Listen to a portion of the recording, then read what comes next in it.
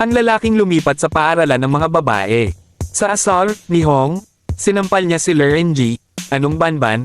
Ha, lagi ka nga nahuhuli makong ka, at pinagtulungan nilang dalawa gulpihin, si Lerenji at ang sabi ni Lerenji, aaray oo, na ako na ang banban, aaraoy. Sabi ni Hong, grabe pinagpawisan ako dun ha, yan tuloy yung bagong damit ko basa na ng pawis, at sabi naman ni Feng Ken, tara na balik na natin yung bag na ninakaw ng bugok na yun baka naghihitay na rin dun sila.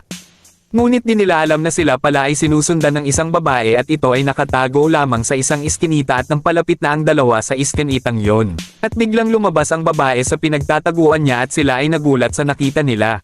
At ang babaeng ito pala ay kaibigan, /fan at stalker, ni Feng Ken, ang kanyang pangalan ay Fanji. Tanong ni Feng Ken, kanina ka pa ba, at anong ginagawa mo dito bakit ikaw lang nasaan na si Xinxuan? At ang sagot ni Fanji kanina pa ako pinanunood lang kita. Thanks for watching.